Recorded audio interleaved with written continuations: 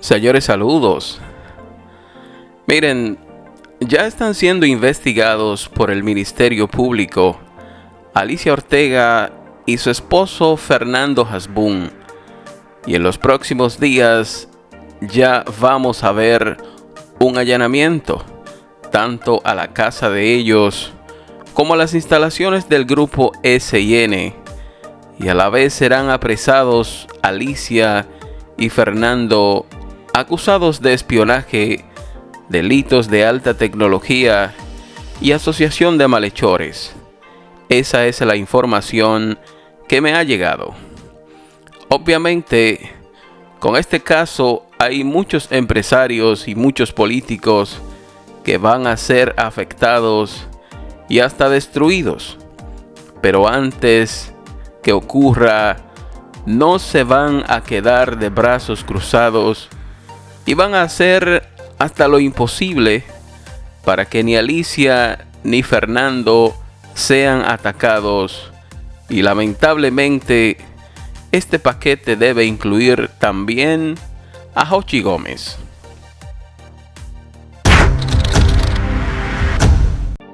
Hoy vamos a hablar de Alicia Ortega y todas las diabluras que ha hecho para crear y mantener el grupo SIN. También hablaremos de otros periodistas y no periodistas, pero igualmente delincuentes que se asociaban a Alicia para investigar y meter al medio a políticos, empresarios y militares, también delincuentes. En pocas palabras, teníamos y tenemos todavía a delincuentes persiguiendo delincuentes y ahora prometen destruirse entre sí, atacándose unos con otros, pero no les crean, al final se reciclan, siguen siendo delincuentes y siguen cometiendo las mismas diabluras. Hace mucho que vengo hablando de esta parejita, dueños del grupo SIN, que llegaron al país de la mano de los Vicini, pero que luego alzaron el vuelo con alas propias.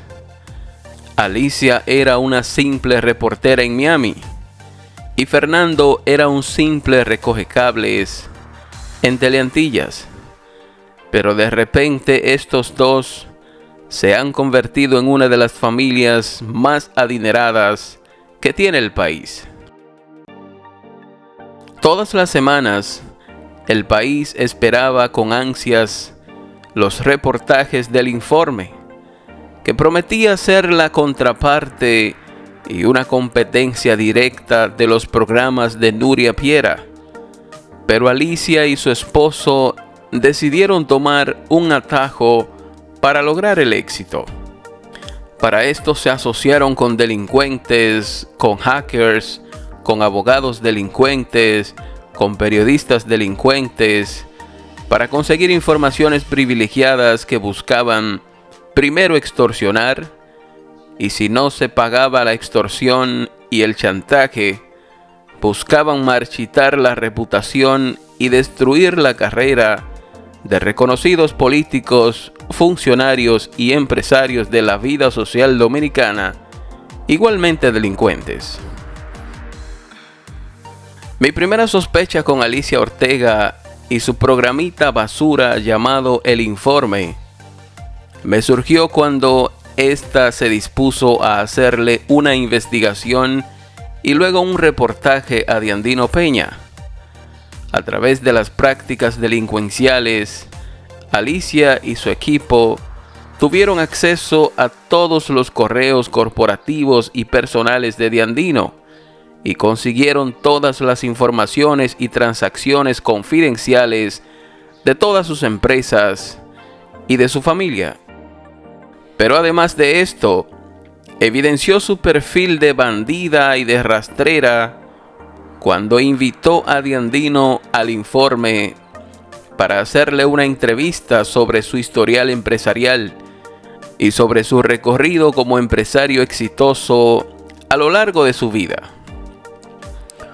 Cuando Diandino accedió a la entrevista, fue a la peluquería, se compró un traje nuevo y se puso bien bonito para hacer una entrevista en la que el mundo conocería al gran empresario de éxito llamado Diandino Peña.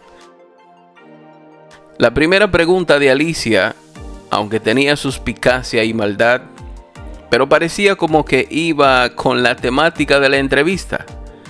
Ella le preguntó: ¿usted se iba a imaginar que iba a manejar la obra más grande y costosa del país? Refiriéndose al metro. A lo que Diandino le respondió con una sola palabra: jamás. Y ahí mismo continuó el ingeniero hablando de sus inicios en la ingeniería y en la construcción. Surgieron algunas otras preguntas más, y cuando ya Diandino se estaba emocionando, Alicia le pegó su primer golpe. Y es ahí entonces cuando Diandino despierta y se da cuenta que Alicia le hizo una encerrona, que todo era una trampa, un gancho. Aunque Alicia cayó en lo ilegal para conseguir la información y pecó de tramposa y truquera, pero por lo menos el pueblo pudo darse cuenta y conocer a uno de los políticos empresarios más delincuentes que ha habido en la historia de nuestra tierra. Pudimos darnos cuenta que Diandino tiene 29 empresas y 25 son empresas offshore ubicadas en Panamá, en Islas Caimán, en Islas Vírgenes. Porque no crean ustedes que es solamente Luis Abinader que tiene empresas en paraísos fiscales. No, señores. Todos estos ricos empresarios y políticos de este país, desde que consiguen 2 pesos, se lo llevan de aquí, y en esos países nadie les pregunta por la procedencia de esos fondos. Nadie los audita. Allá nadie sabrá cuánto dinero tienen, y sobre todo no tienen que pagar impuestos sobre esos bienes, y mucho menos sobre las utilidades de las empresas. El mejor negocio del mundo es tener una empresa en República Dominicana y tener otra espejo en paraísos fiscales. A través de transacciones misteriosas y chapuceras, transfieren el dinero de la empresa que está en República Dominicana a la empresa que está en Panamá. Y este es el método por excelencia para lavar activos y blanquear capitales. Podemos decir que no todo el que tiene una empresa offshore en un paraíso fiscal es delincuente. Pero el objetivo principal de este método de empresas es lavar, esconder el dinero y evitar pagar impuestos en el país que produce la riqueza. No hay otra razón. El caso es que nos enteramos también que Diandino Peña se robó más de 30,000 millones de pesos de la construcción del metro. Y con ese dinero creó nuevas empresas offshore, consolidó el patrimonio familiar y construyó la majestuosa torre Silver Sun Gallery en la avenida Tiradentes. Diandino llegó a tener tanto dinero que le regaló apartamentos a todos los altos miembros del PLD que tenían vínculos estrechos con Leonel, incluyendo un apartamento a Leonel y otro a Margarita. Esa entrevista de Alicia le dio tan duro a Diandino que no encontraba qué hacer. Lo primero que hizo fue crear un plan para mandar a asesinar a Alicia. Varios familiares y amigos cercanos intercedieron, lo aconsejaron y le dijeron que eso empeoraría la situación. Bueno, Diandino bajó un poco la guardia, pero seguía inquieto y buscando la forma de vengarse de Alicia. El hombre desesperado, vuelto loco y sin idea, terminó convirtiéndose al Evangelio, y ahí pudo calmarse un poco, pero de todos modos, de eso hasta se enfermó, terminó vendiendo la mayoría de sus empresas, incluyendo el Silver Sun Gallery, que lo vendió en $500 millones, y ya me imagino que todo ese dinero lo llevó a sus cuentas en paraísos fiscales y allí los tiene escondiditos. Pero Alicia no solo le hizo esto a De Andino, se lo hizo a un número indeterminado de personalidades reconocidas en todos los sectores de la sociedad. Prácticamente lo que tenía Alicia era una banda criminal familiar de extorsión y chantaje compuesta por ella, su esposo y otros delincuentes. Ellos usaban, o usan todavía, un servidor espejo llamado Live You My Commando. Este servidor se conecta vía VPN y es alimentado desde la India. A través de este equipo, esta banda tiene acceso a miles de correos y millones de documentos de diferentes personalidades de la vida política y empresarial dominicana. Para llevar a cabo sus acciones delincuenciales, Alicia y su esposo Fernando se asociaron con otro delincuente llamado Jochi Gómez. Para las elecciones de 2012, Jochi Gómez utilizó su sapiencia y experticia delincuencial cibernética a favor del candidato Hipólito Mejía, que para ese entonces competía contra Danilo Medina. En asociación con el grupo SIN, Jochi hackeó decenas de correos de miembros del PLD, incluyendo el correo de Margarita Cedeño, quien aspiraba a la vicepresidencia. Desde que ganó Danilo Medina, Jochi Gómez fue apresado por Jenny Berenice como fiscal del distrito. Le allanaron su casa, su oficina, la oficina de su papá Guillermo Gómez, el periodista de Aeromundo. Al parecer no encontraron nada, pero quizás no encontraron nada porque allanaron las locaciones equivocadas.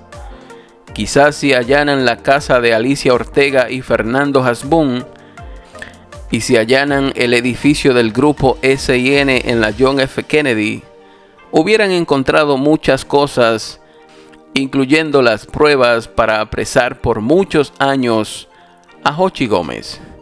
Y ese es el allanamiento, esa es la investigación que tiene que hacerse en estos momentos. Pero luego, al mes de Jochi Gómez estar apresado, el gobierno de Danilo llegó a un acuerdo con él. Lo liberaron y desde entonces Jochi Gómez comenzó a trabajar para el propio gobierno de Danilo. Varios años más tarde, en 2019, Jochi Gómez organizó el fraude del que tanto Leonel se ha quejado. El fraude del algoritmo con el que Gonzalo le ganó a Leonel en 2019 y el fraude que provocó que Leonel se fuera del PLD y formara la Fuerza del Pueblo. Ese fraude fue real y fue organizado por Jochi Gómez. Podemos decir que Jochi Gómez es el responsable de la división del PLD y por ende es el responsable del triunfo de Abinader. Está bien que usted como periodista de investigación utilice todos los medios para conseguir las informaciones que lo lleven a evidenciar el robo y la corrupción que afectan al pueblo. Pero en la búsqueda de estas informaciones, usted no puede caer en la ilegalidad y convertirse en un delincuente también, porque ahí entonces estaríamos desvistiendo un santo para vestir otro. Como periodistas, le hacemos un gran aporte a la sociedad con nuestras revelaciones y ayudamos a crear un cierto equilibrio entre los que más pueden y los de abajo que tienen muy poco o no tienen nada. Pero si los datos que recibimos y las informaciones que manejamos las utilizamos para extorsionar y chantajear a los involucrados, o si utilizamos el espionaje y el hackeo como herramientas para adquirir las informaciones, ahí mismo pasamos de investigadores, de periodistas, a delincuentes, a gángsters y a bandidos de la comunicación que merecemos igualmente la cárcel y el castigo del mismo pueblo. Esta historia continuará. Muchas gracias por ver el video, compártanlo, denle like, comenten, suscríbanse al canal, activen la campanita y nos vemos en el próximo.